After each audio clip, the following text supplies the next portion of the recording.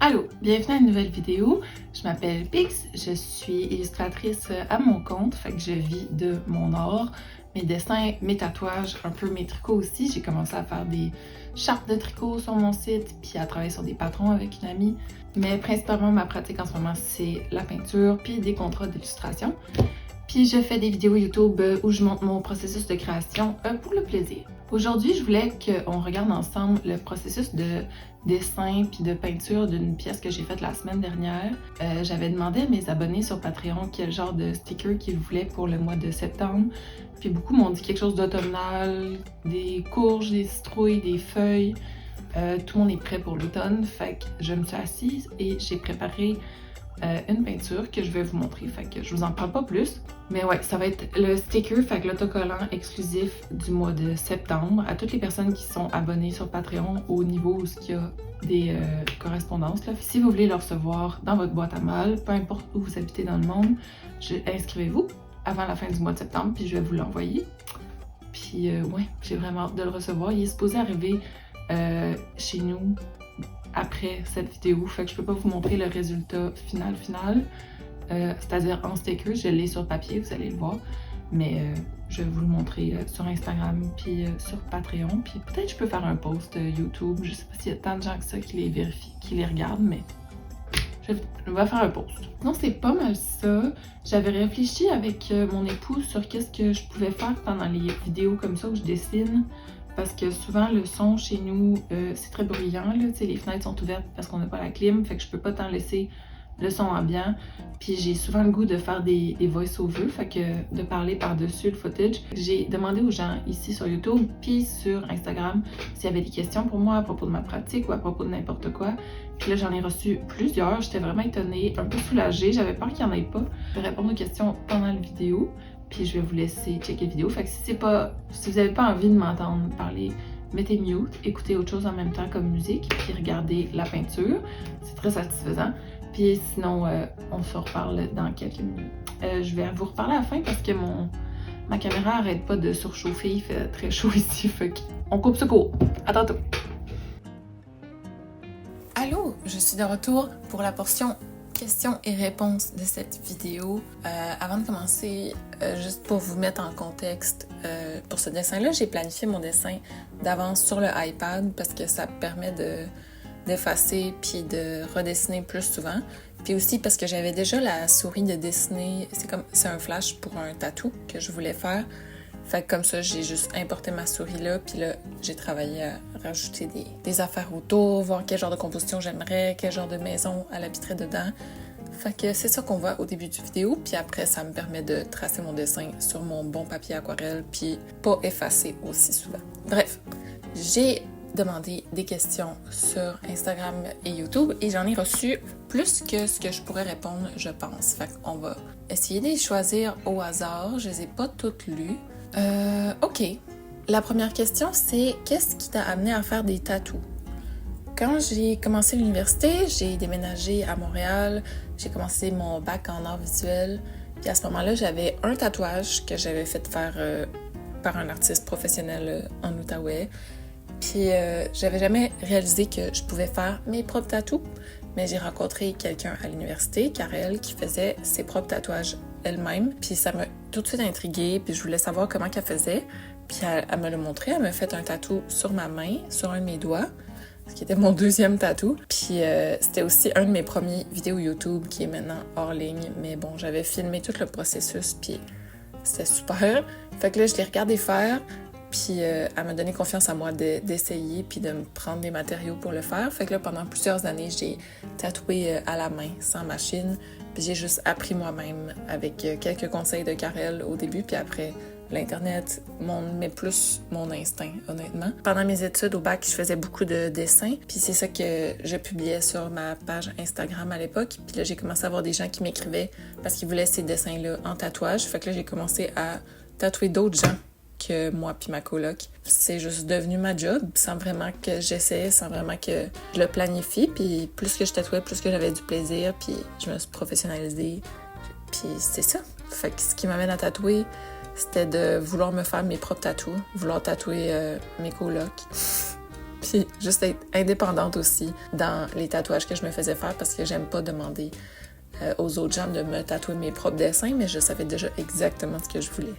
Fait que c'est ça. On m'a demandé aussi, est-ce que tu as un moment dans la journée préféré pour peindre ou dessiner?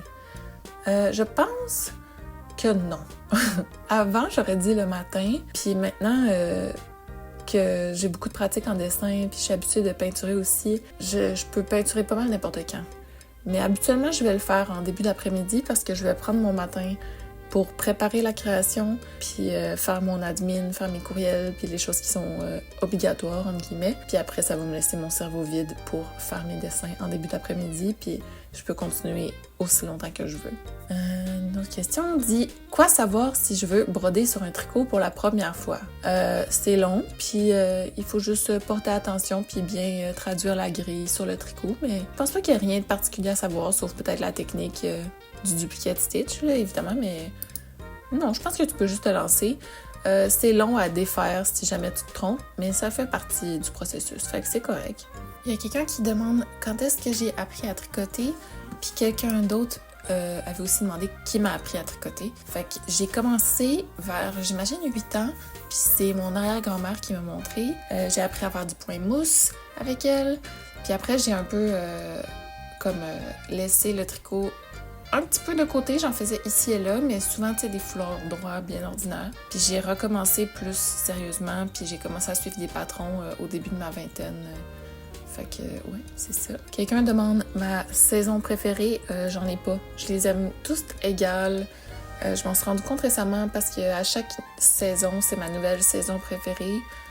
J'adore qu'à l'été, il fait chaud puis j'ai pas froid. Ça, c'est super plaisant. J'adore que tout pousse super vite puis que l'extérieur est tellement accessible facilement puis que je peux vivre à moitié en dedans chez nous puis à moitié dehors. Ça, j'aime ça. L'automne, évidemment, on adore. Les citrouilles, l'Halloween, les premiers jours où il fait frais, enfin. Super. Parfaite météo pour porter ses tricots. À l'hiver, j'aime beaucoup aussi. J'adore marcher dehors. J'adore m'habiller vraiment chaudement puis aller jouer dehors ou marcher pendant quelques heures. Super. Puis le printemps fait tellement du bien parce que c'est la fin de l'hiver puis il recommence à faire chaud. Impossible de choisir. Je les aime toutes, mais tant qu'elles sont en relation avec elles-mêmes. Je pense que si il y en avait une plus que d'autres, là, ça changerait mon équilibre, mais pour l'instant, je les aime toutes. Quelqu'un demande comment as-tu appris ton art?